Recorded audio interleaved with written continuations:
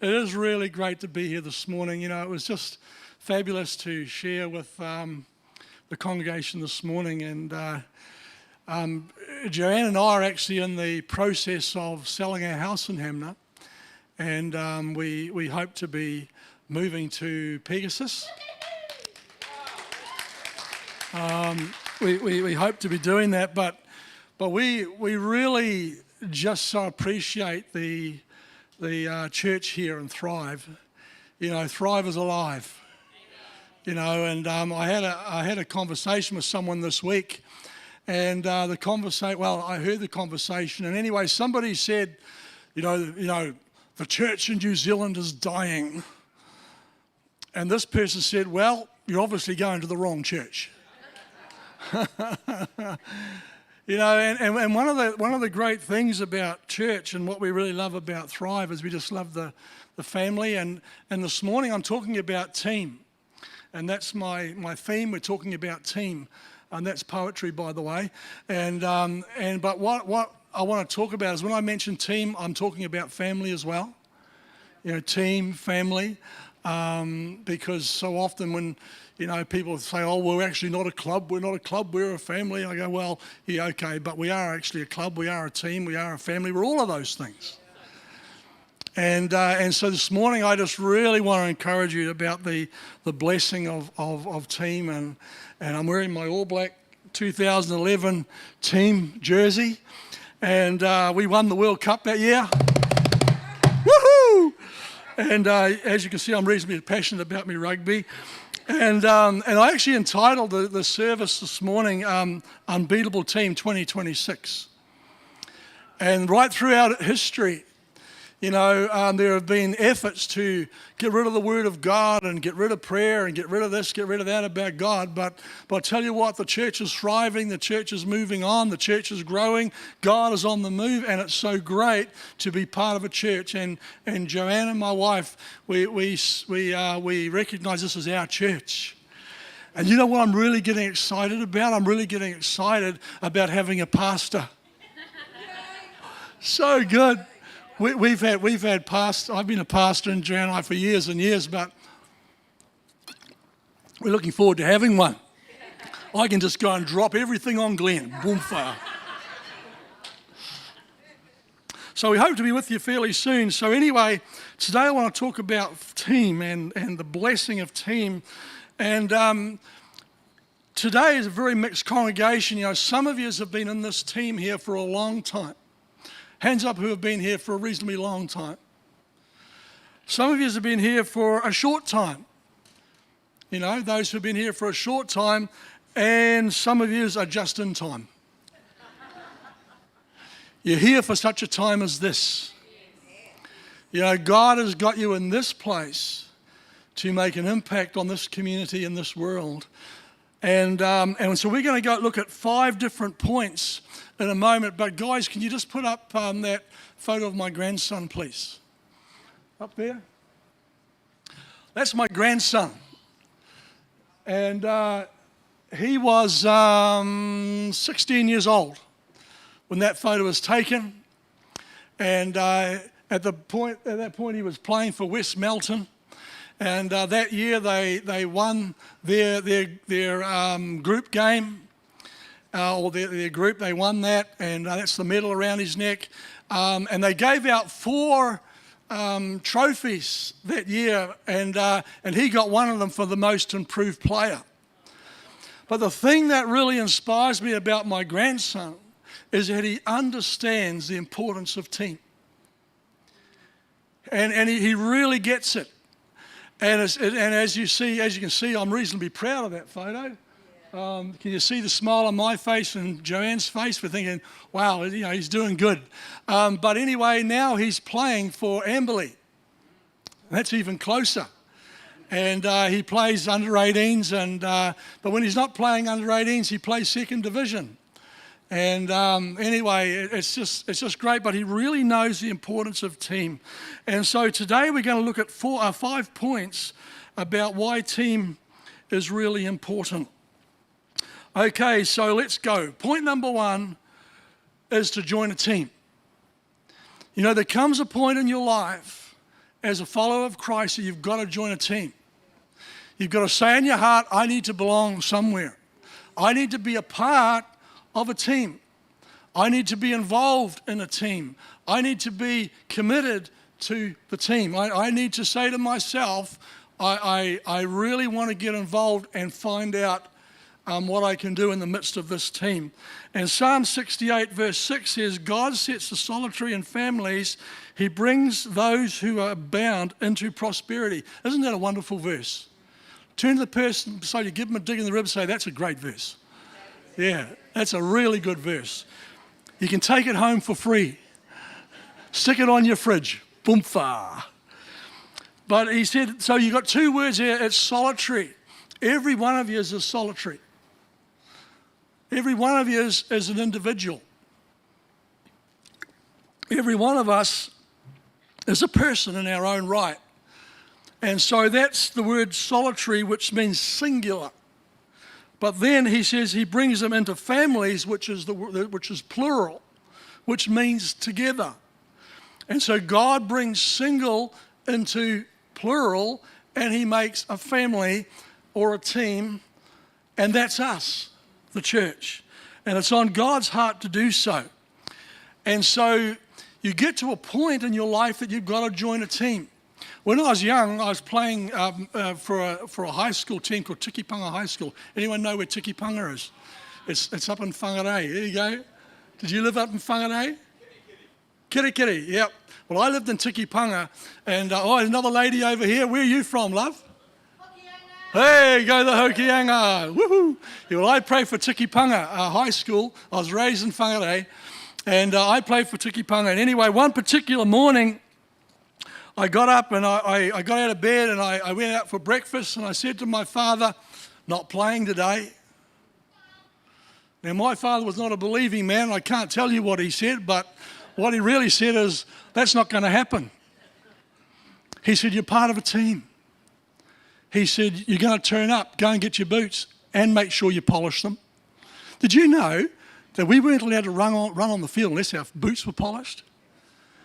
Because our coach said, he said, you look after the small things and the big things just, you know. Our coach said, you've got to look after your own self. And so we always had to have our boots polished. I was giving my grandson a hard time the other day, and I said, look at those filthy boots running onto the paddock. I said, go and clean your boots, boy, you know. But you see, I understood the importance of team right from an early age, and there was no way that my father was going to let me not be part of a team. So that's point number one, join a team. Point number two is find your position. Find out where you fit. You know, I was really inspired by the Canterbury rugby team a number of years ago. I heard the story, is they would have team meetings, and they would get all the team together, and they're all a playing team, but also they would get the captains and the cleaners, the cooks and the coaches, the groundsmen and the accountants, and they would all join together in a team meeting. So they didn't have this idea that like in churches and in communities and in clubs and whatever, there are people that are seen, but there are people that are unseen. And the Canterbury rugby team, they understood the importance of the culture of team. And so the people that were not seen were just as important as the people that were seen. And of course, we know that Canterbury won a lot of championships. But it wasn't because only they had great players, but it's because they had team. I'm halfway. Yellow carded. Do it again. Do it again. Yellow card. There we go. I'm halfway. So the importance of team, find your position. Find out where you fit. You know, when my son goes and practices his rugby, he practices with the forwards, because that's the group that he practices with. And the backs practice with their group, and then they come together. And so in a church setting, we've got all these different people that are doing all different things. We've got home groups, we've got music groups, we've got youth groups, we've got Bible study groups, we've got I've only been to it once, but you've got a fantastic outreach on a Thursday, and you've got people all involved doing things. But team is not always the ones on the field or the ones that are seen. There are so many things that we can be doing together that help this church function as a team so that we can actually impact our community and people can get to know Jesus. It's working together. Point number 3, turn up for practice.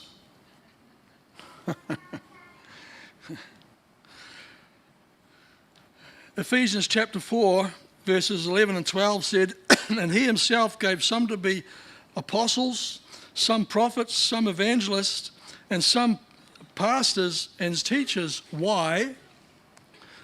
For the equipping of the saints, for the work of the ministry, for the edifying of the body of Christ. You see, one of the things that my grandson does is that he practices about 6 to 7 to 8 hours a week. Tuesday and Thursday he goes to practice. Why is that? Because he knows he wants to play well on the Saturday. But turning up to practice, there's no glory. There's no glory in the practice. There's no one cheering you from the sidelines. There's no one watching you play, really, only the coaches. So there's no glory in the practice, but there's no glory without the practice. And that's what I've discovered. It's so important to be involved in a group of people and find people that do what you do and do it with them. Whatever that outreach may look like, whatever that... like I'll tell you a quick story. This wasn't in this morning's one, but I knew a lady who went over to Mongolia as a missionary, right? She was 60-something years old, and she went over to teach English. This is going to be very quick. And she went over to teach English.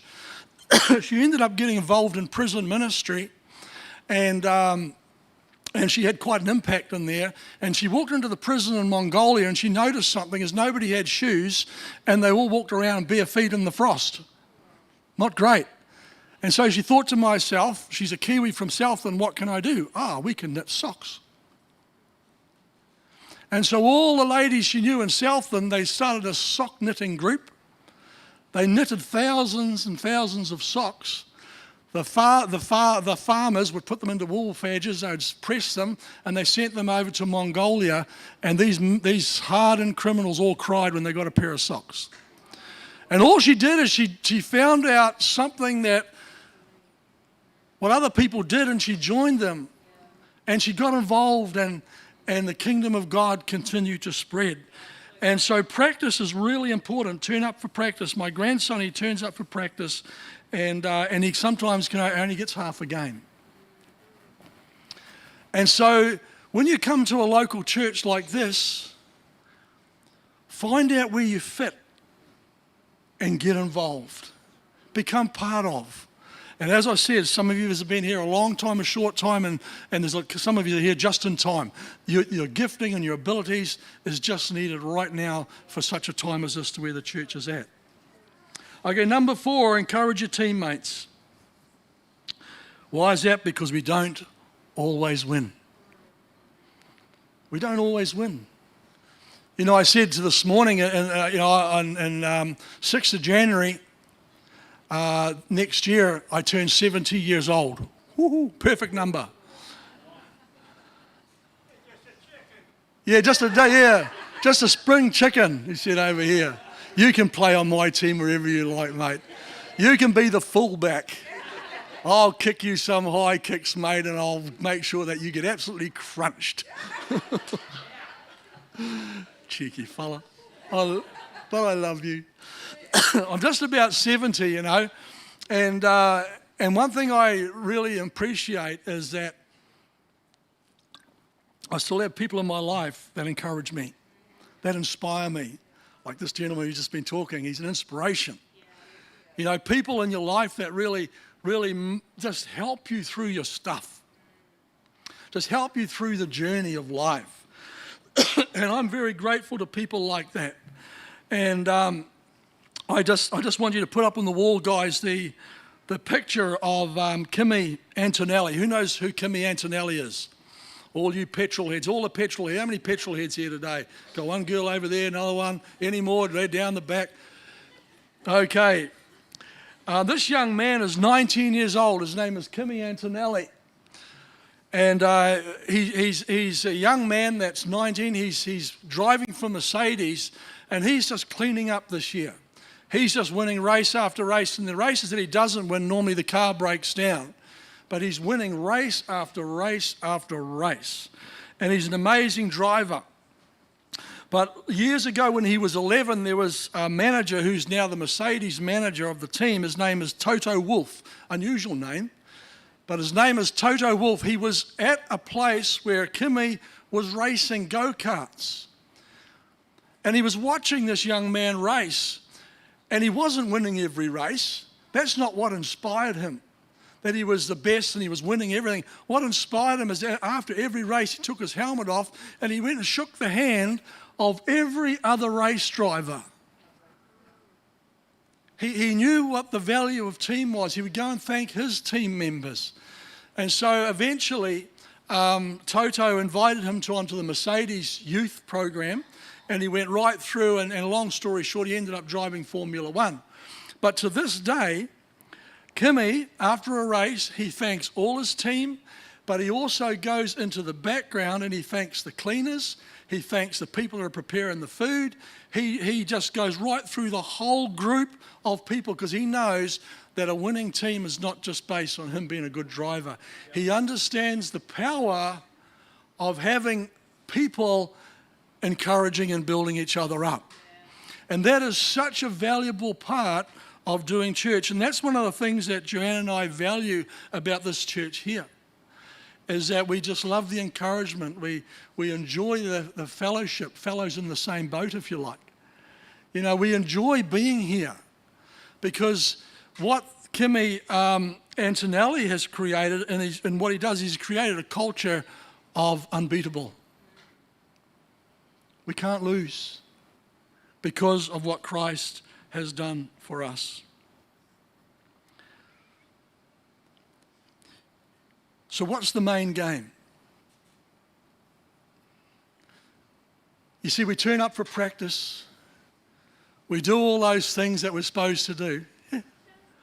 We do all those things. Is it ready yet? We do all those things we're supposed to do, and we're involved in church and we're doing practice. But you know, the main game, the main part of doing church and ministering together is seeing people give their lives to Jesus Christ. That's what we're here for. That's what we do team for.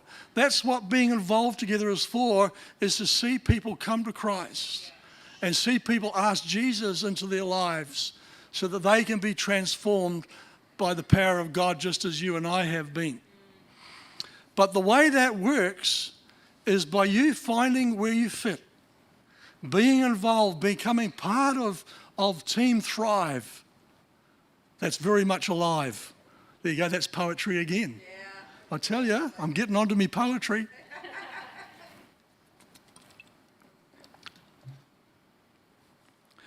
Because it not only does you good when we build each other up, but it does other people good as well. That young man has learned how to be a great blessing. You know, I heard it said this way, if you want to go fast, go alone. But if you want to go far, go together. And it's great to be in a church, and Joanne and I, my wife, she apologised she can't be here today, but we really are pleased to be able to journey with you guys. We're looking forward to moving from Hamner and being a part of here more often. We're so looking forward to it. We're so excited about doing life with you guys. You know, it's so good. Okay, point number 5, are you still with me? I'm almost done. Point number 5, there is great value to a team to be present and consistent. To be both present and consistent. You know, my father would not let me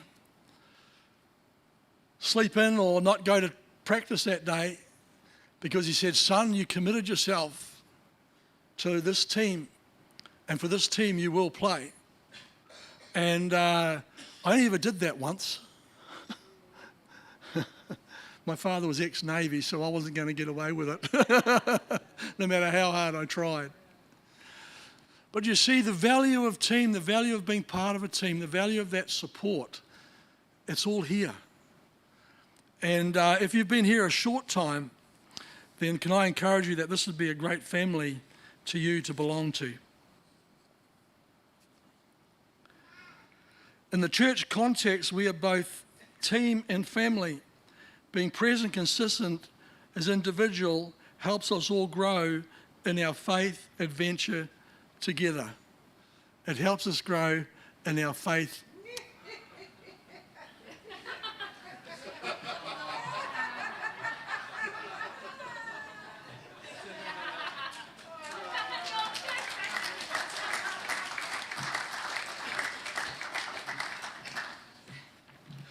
Just got red carded. Get off.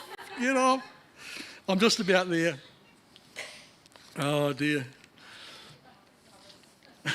What's that? Yeah, good, eh? Red carded. Get off. But in 2 Corinthians 3, around verse 5 to 9, it says this word. It says, we are labourers together with Christ.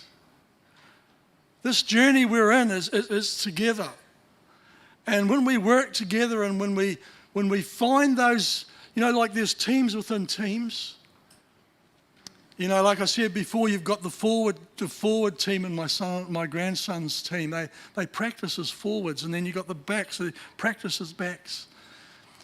And in this church setting, we've got people, we've got people that are a team that cleans. How often do you come into the church and you look down and notice the carpet is clean? Well, there's a team of people doing that. There's a people that clean the bathrooms. Hands up all the bathroom cleaners. We just got one. We got one. Man, you're a hero. She's a hero.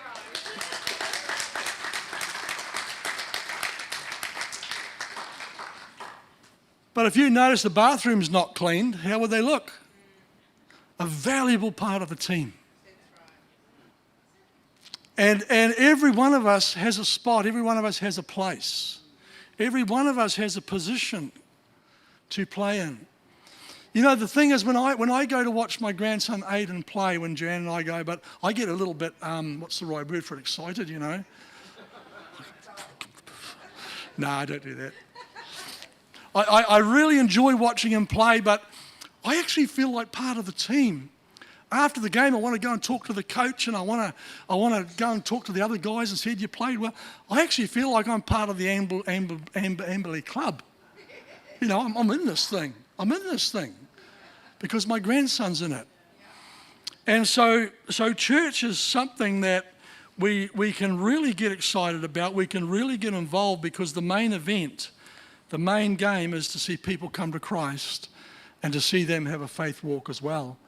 And the better we walk together and serve each other, the more people will realize that Jesus is alive and Jesus is well. And so what do we have? We have the Father who's the foundation member. He created heaven and earth. He's the foundation member. We have his Son. He's the captain of the Lord of hosts. And we have the Holy Spirit, who's the coach of all of us. And then we have the team, which is called the church, which Thrive New Life is part of. Church, we have so much to do. We have so many things to see happen. And there are so many giftings in here. Some giftings are within the church, some of the giftings are without the church, outside of the church. But we all have this role to play in seeing that prayer that Jesus said, your kingdom come, your will be done. And that means may the reputation of Jesus increase more and more and more. Why? Because we're working together and we're a team. Team Thrive. And so in closing, 5 points: join a team, find your position, turn up for practice, encourage your teammates, and be present and consistent in the commitment that you make to see the Thrive team grow. I'm getting a bit tongue-tied. God bless you for listening. You're a great team. The Lord be with you. God bless.